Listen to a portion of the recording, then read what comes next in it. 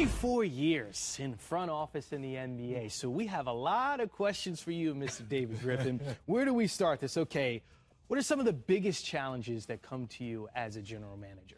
Well, I think now it's changed so much, just the amount of information that exists and that fans and everybody else have access to in terms of statistics and the amount of video there is. There's so much around the game that I think getting everybody, and we were just talking about this relative to a sixth grader, right? If you can focus on what really matters, make the main thing as an organization, you're radically ahead of the curve. It's very difficult to do in today's age. And most times people think it's an easy job when you have the talent, but some people don't understand that the personalities play into that big role when you're trying to build the team. Well, you know, in Cleveland, and the only reason I'm here probably is we had cheat code, right? And LeBron makes everything easier for everybody on the floor, but it also comes with a much brighter light, and it comes with a whole lot more expectation. And so you have to respond to the window you have when you have a player of that magnitude. James Harden, same thing in Houston. Russell Westbrook, same thing in OKC. You've got a finite window to win within, and so you need to do everything you can to capitalize on that period of time. What's the game plan in landing a big-time free agent like LeBron, like James Harden, or even keeping your own and keeping them happy while they're within the organization? Well, I think the thing for us was just to try to build something that everybody wanted to be part of. You know, you see it in Houston, and you alluded to what CP said about the joy that they have there. Golden State's a great example. Kevin was really attracted to the joy machine, the joy engine that is Golden State. And I think if you create a family-like atmosphere where you tell people what they need to hear, guys want to be part of what you're doing because it's authentic. And with that authenticity, when you talk about that, is it come from the ownership? Is it GM? Is it your superstar? Is it kind of the collective of all the above? Well, in a perfect world, it's all of it. And certainly everybody would be on the same page. But let's not kid ourselves. In Cleveland, people are going there because they want to play with LeBron James. That's right. And I think it's going to be the same throughout the league. Very often, players attract other great players. And in large part, it's because of USA Basketball. You know, I like to call that legalized tampering. Yeah, that's because you didn't have that in the old days. Yeah, they all come together now. And so if you're not in front of that, and if you're not really maximizing your opportunity with USA Basketball to touch those other great players, you're missing out on a big opportunity. A big part of your job is trying to manage the cap, right? So when you bring in these free agents, they cost a lot. When you keep yours, they cost a lot. So you have to hit on the draft. How difficult is it to find the right guy during the draft? Well, I think a lot of it depends on your system. I think a lot of it depends on your coaching staff. Do they play young players? What are they looking for those guys to do? The most important thing, though, is to keep in mind it's about the human beings first. If a guy is unwilling to fail, very often he won't. You want people that are made of the right stuff. And I think if you start there and guys are about the right things, all of the skill set, people can see that very clearly. So what's become a huge part of what we do is finding out who are they really on the human level. For me, I think when the draft comes around, I always tease my GM friends that, oh, it's easy for the top 5 picks because those guys are always highlighted throughout the season. It's finding those guys 25 to 27, like a Kyle Kuzma right now with the Lakers. How does that guy slip so far when you see him playing so well early in the season?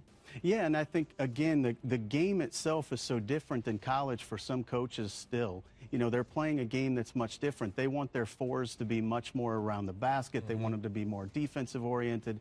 Kyle may or may not have rebounded enough for his coach's liking, etc. In the league, we're going to try to take advantage of the mismatch situation you can put us in. So a spacing 4 with his ability to shoot is a much better fit right now in the NBA game, oddly enough, than he was in college for his particular situation. So you just have to be able to look in and see whether or not they can do something different. You know, Mike D'Antoni succeeded in turning Channing Frye into a 3-point shooter. Okay, there you go. And that had never been done before with Channing. So you have to look and see what you can uncover. When you bring these rookies in and you bring in free agents, at what point do you realize, okay, maybe we made a mistake, and how quick of a turnaround for the trade deadline do you have to start preparing for making up for those mistakes? Well, I don't know if relative to the draft you see it as much. In free agency you do, because sometimes you get the fit wrong. And I think what happens is when December 15th rolls around, those guys that you just signed, maybe the fit's not quite right, so you can try to find a way to fix that.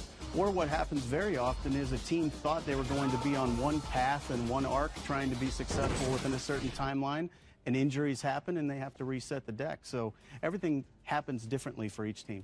When you're evaluating aging superstars, and to that great question where Atlanta tampered with Dwight Howard. They realized it didn't work, and they got rid of him right away and moved on. How do you, in your mind, say, you know what, I think this superstar still has something left.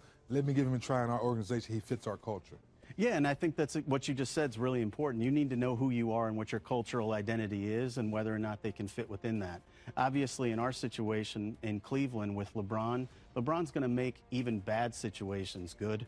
So if you get it right, you can do something really special in that circumstance. You mentioned LeBron. You had him, right? You also had Steve Nash. How is that different dealing with players of that caliber, superstars, as opposed to dealing with role players and making that all work?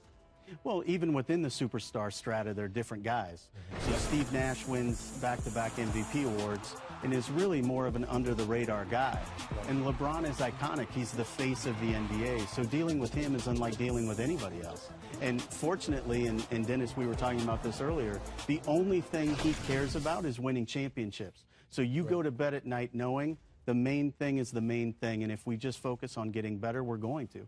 And this is questions for the fans where you see a lot of guys on the end of the bench and someone says, well, why is this old guy still on the bench? Why is he there? But people don't understand the value of a good locker room guy, a good teammate, a good guy on the bench, a good guy that keeps guys in the huddles in the middle of the game. Explain how big that is, too, as you're building the team. Well, during our run throughout those 3 years we went to the finals, two of our most important players on our team were Kendrick Perkins, who we signed towards the end of the year, and he was really, really valuable to us in the playoffs in terms of what he did for us mindset-wise.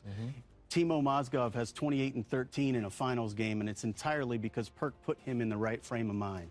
Dante Jones is a guy who was at the end of our bench and would challenge everyone from LeBron to the last man to bring it every single day.